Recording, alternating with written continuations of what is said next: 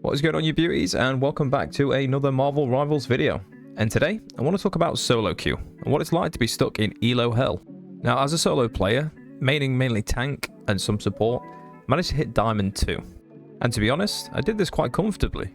But then I kind of hit a wall, and no matter what team I was on, everybody would insta-lock certain roles and never really flex to help support the playstyle. Now obviously Marvel Rivals doesn't have a role queue, and it doesn't need one.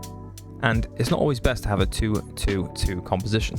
Now of course 2-2-2 is good for balance, but you got to be willing to switch on the fly depending on the enemy team composition and how well you're performing in the game. And personally, this is where I think that the issues arise when playing in ranked. A good majority of the player base only plays one hero and one role, and they're not willing to switch or try and learn something new.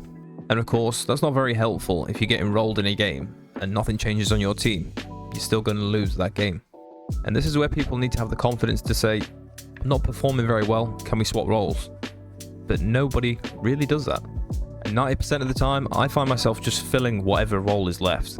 Which, to be honest, probably doesn't help either, because I'm just sort of filling what role is left just to make the team composition a little more balanced. But it doesn't necessarily mean I'm going to be good within that role I'm forced to play.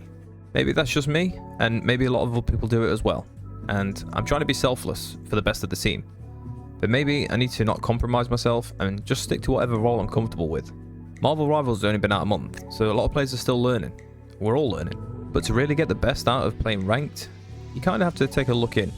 Ask yourself if you're the problem, and if there's anything you can do to win the match that you're playing.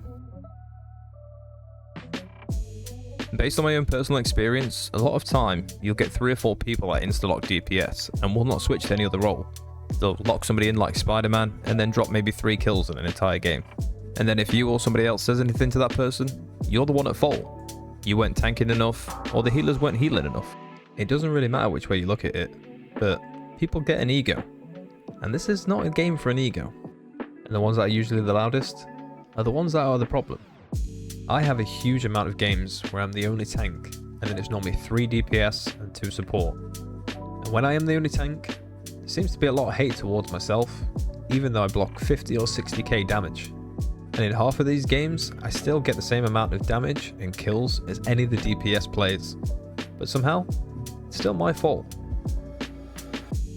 But most of the time, the problem stems from people who insta-lock DPS. And now, this isn't to throw shade at people playing DPS, but I genuinely believe that it comes from their lack of getting kills and making plays. And being a DPS player, you really are the playmaker of the match. It's their job to expose the flaws in the enemy team, find the chink in the armor, and expose their weaknesses. Taking down the back line and the supports, it's crucial to the success of any team, and it's the only way you're going to win the match. As a DPS player, if you're not looking for a weakness on the enemy team and exploiting it, then you're not really doing your job. And I think this is where the frustration comes from. It's not being able to perform as well as you think you can. And I'm also guilty of this. It always seems easier to blame somebody else instead of looking at your own mistakes. If you're out of position, or if you're not playing with the team, that's on you, and me, all of us as individuals. But once you can accept that you're at fault sometimes, then it will make things a little bit easier. You might even find yourself winning more games. And that's really what it's all about. Everybody wants to improve at a game, and everybody wants to have fun at a game. But when you're jumping into competitive, you're there for a reason. And that reason is to see how high you can climb up the ranks.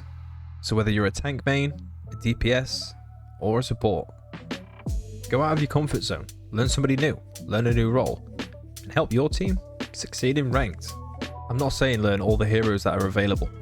I'm just saying try and get familiar with a couple of heroes from each role. That way, no matter what match you're in, there's always something you can do to improve your chances at winning the game. And now that you've listened to my TED Talk, I'm going to head back into rank myself. And at the time this video will come out, Season 1 will have just released. So have fun with it. Enjoy the new heroes. Enjoy learning more in ranked. Be flexible. Look after each other. Look after yourselves. And I'll see you soon with more Marvel Rivals content. Peace.